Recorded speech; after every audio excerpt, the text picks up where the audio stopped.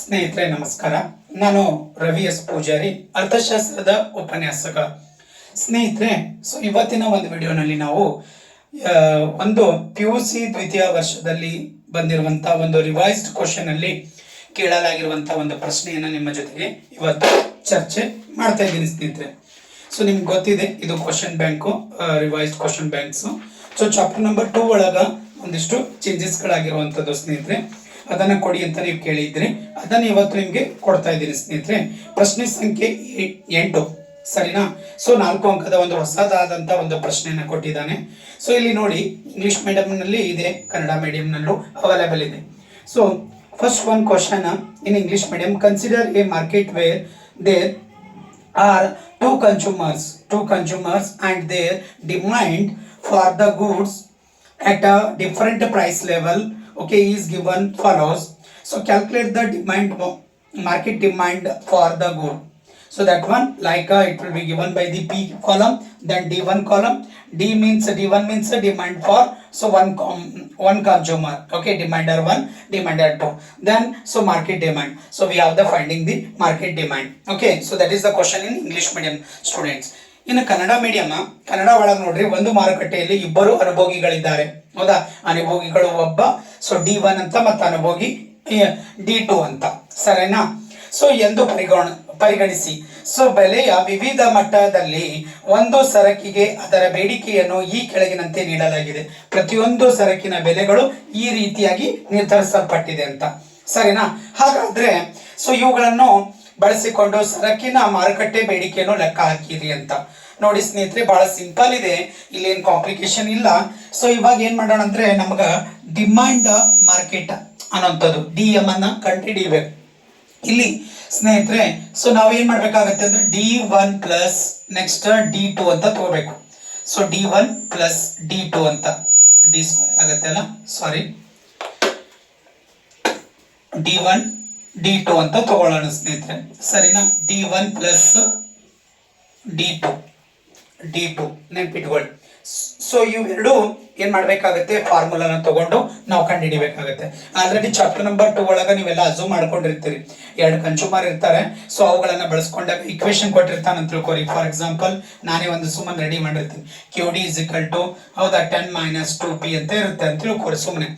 Next QD 2 = 15 - 3P ಅಂತ ಇರುತ್ತೆ ಅಂತ ಅನ್ಕೊಳ್ಳಿ ಸುಮ್ಮನೆ, ಸರಿನಾ?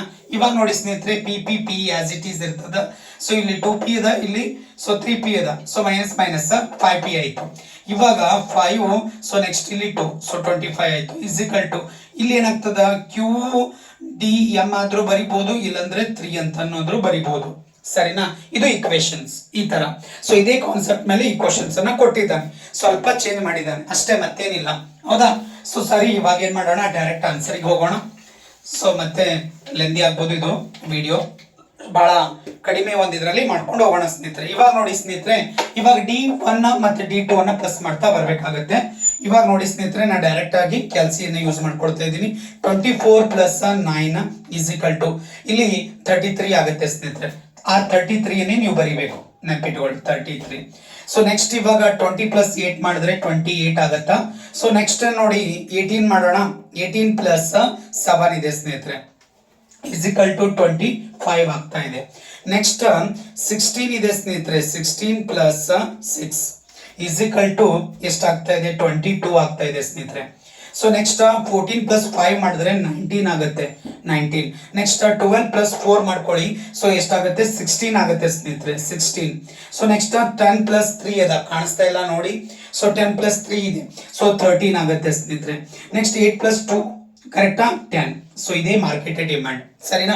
ಇವೆಲ್ಲಾನು ಕೂಡ ಒಂದ್ ಸೈಡಿಗೆ ನೀವು ಮಾಡಿಕೊಂಡು ಡೈರೆಕ್ಟ್ ಆದ್ರೂ ಇಟ್ಕೋಬಹುದು, ಇಲ್ಲ ಹಾಗಾದ್ರೂ ಇಷ್ಟು ಮಾಡಿದ್ರು ಸಾಕಾಗತ್ತೆ ಸ್ನೇಹಿತರೆ. ಇಷ್ಟೇ ಇದರದ್ದು ಆನ್ಸರ್ ಸ್ನೇಹಿತರೆ, ಹೌದಾ? ಯಾವುದೇ ರೀತಿಯಾದಂತ ಕಾಂಪ್ಲಿಕೇಶನ್ ಬೇಡ, ಇಷ್ಟು ಇರುವಂತದ್ದು. ಇಷ್ಟು ಮಾಡಿದ್ರೆ ನಿಮ್ಗೆ 4 ಮಾರ್ಕ್ಸ್ ಸಿಗುತ್ತೆ ನೋಡಿ ಸ್ನೇಹಿತರೆ, ಸರಿನಾ? ಹೌದಾ?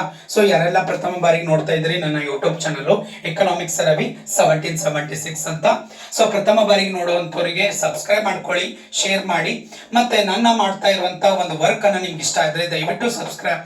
ಜೊತೆಗೆ ನನ್ನ ಮೆಂಬರ್ಶಿಪ್ ಇದೆ ಸ್ನೇಹಿತರೆ, ನನ್ನ ಮೆಂಬರ್ಶಿಪ್ ಅಮೌಂಟ್ 29 ರೂಪೀಸ್ ಇದೆ ಸ್ನೇಹಿತರೆ, ಸರಿನಾ. ಈ 29 ರುಪೀಸ್ ಅನ್ನ ಕೊಟ್ಟು ನೀವು ಮೆಂಬರ್ಶಿಪ್ ಅನ್ನ ತಗೊಂಡ್ರೆ ನಾ ಮಾಡ್ತಾ ಇರುವಂತ ವರ್ಕ್ ಸೊ ನಿಮ್ಗೆ ಫಸ್ಟ್ ನಿಮಗೆ ಬರುತ್ತೆ ಸ್ನೇಹಿತರೆ, ಹೌದಾ. ಸೊ ಪ್ರತಿಯೊಂದು ವಿಡಿಯೋನ ನಮ್ಮ ರಿವೈಸ್ಡ್ ಕ್ವಶನ್ ಬ್ಯಾಂಕ್ ಏನಿದಾವ ಅದ್ರ ಪ್ರತಿಯೊಂದು ಕೂಡ ನಿಮ್ಗೆ ಆದಷ್ಟು ಸೊ ಬೇಗ ಎಲ್ಲಾನು ಕೊಡಕ್ಕೆ ಪ್ರಯತ್ನ ಮಾಡ್ತಾ ಇದ್ದೀನಿ. ಅದಕ್ಕೆ ಬಹಳಷ್ಟು ಜನ ವಿದ್ಯಾರ್ಥಿಗಳಿಗೆ ಗೊತ್ತಿರೋದಿಲ್ಲ ಸ್ನೇಹಿತರೆ, ಅಪ್ಡೇಟ್ ಆಗಿರೋದಿಲ್ಲ. ಸೊ ಹಾಗಾಗಿ ಸೊ ನನ್ನ ಒಂದು ವಿಡಿಯೋನ ನಿಮ್ಗೆ ಹೆಲ್ಪ್ ಆಗುತ್ತೆ, ಡೆಫಿನೆಟ್ ಆಗಿ ಹೇಳ್ತೀನಿ. ಸೊ ಖಂಡಿತವಾಗ್ಲೂ ನಾ ಮಾಡ್ತಾ ಇರುವಂತ ವರ್ಕ್ ನಿಮ್ಗೆ ಸೊ ಡೆಫಿನೆಟ್ ಆಗಿ ಹೆಲ್ಪ್ ಆಗುತ್ತೆ ಸ್ನೇಹಿತರೆ.